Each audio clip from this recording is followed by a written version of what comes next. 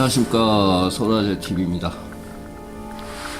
오늘의 주제는 악성 재고를 조심하라, 이 편입니다.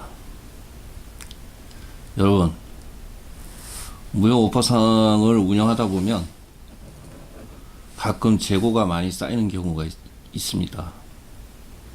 보통 잘 판매되는 재고는 어느 정도 쌓이더라도 재고가 크게 부담스럽지가 않은데 가끔 악성 재고를 떠안게 되는 수가 있습니다. 저 같은 경우는 지난 25년 동안 4번의 악성 재고를 떠안게 된 경우가 있었습니다. 이 4번의 악성 재고 중 먼저 2건에 대해서 말씀을 드리겠습니다. 첫 번째, 셋비전사의 초저가형 CATV 계측기 100대. 보통의 현장용 CATV 계측기가 당시 대당 300만원, 2001년 당시 대당 300만원 정도 하였는데, 당시 셋비전사의 CATV 계측기는 소비자가로 40만원, 부가세 별도로 40만원 책정해도 40% 이상의 마진이 가능할 정도로 저렴했습니다. 셋비전사의 대표가 제게 이메일을 보내서 우연히 이 회사의 제품을 알게 되었고, 샘플 1개를 테스트를 해봤는데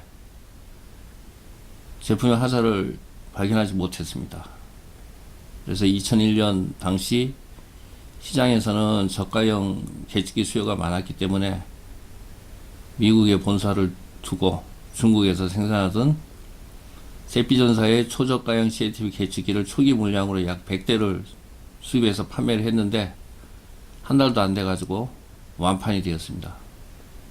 가격이 너무 저렴했던 겁니다. 하여 2차분 100대를 추가로 수입을 하였는데 이때부터 시장에서 제품 하자의 클레임이 들어오기 시작했습니다. 알고 보니 계측기의 핵심 부품 중 RF 튜너가 불안정해가지고 측정값이 마구 흔들렸습니다. 결국 가지고 있던 100대는 악성 재고가 되어버렸고 전부 다 폐기 처리했습니다. 그리고 이미 납품한 100대는 다른 회사의 기종으로 보상 판매를 실시하였습니다. 이 악성 재고와 보상 판매로 순식간에 수천만 원의 손해를 보았습니다. 두 번째는 드레이크사의 이성신호 측정용 계측기 10대.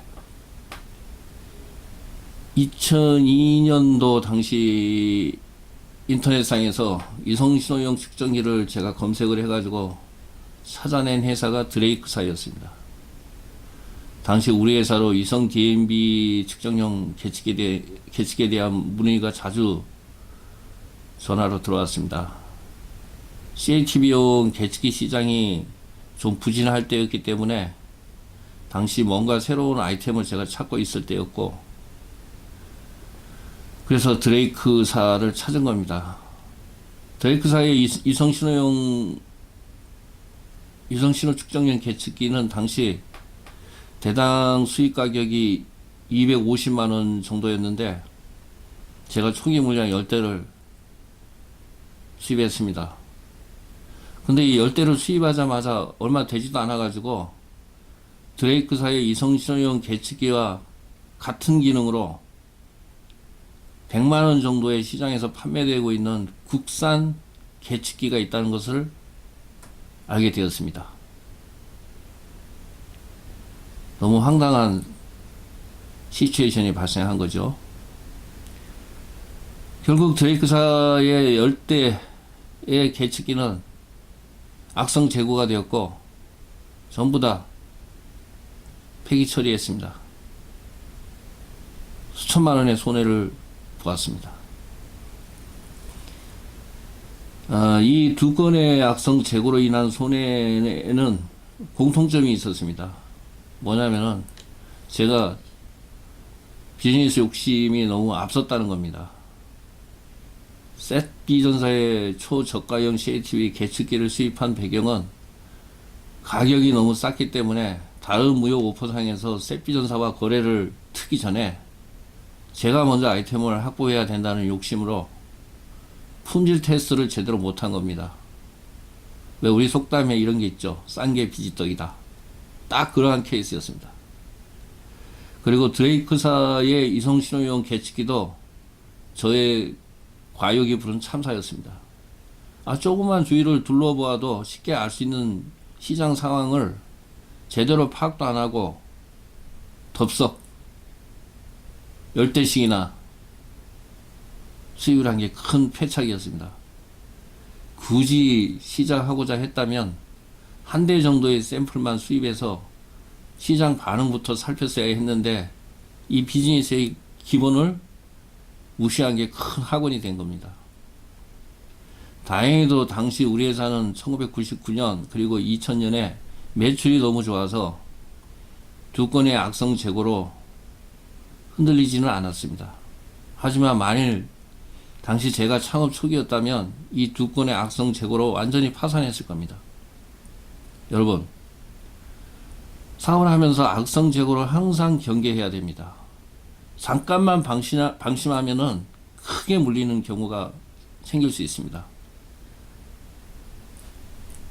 악성 재고로 회사가 파산이 될 수도 있습니다. 여러분, 제 얘기를 경청해 주셔서 감사합니다. 여러분, 고맙습니다. 여러분, 안녕.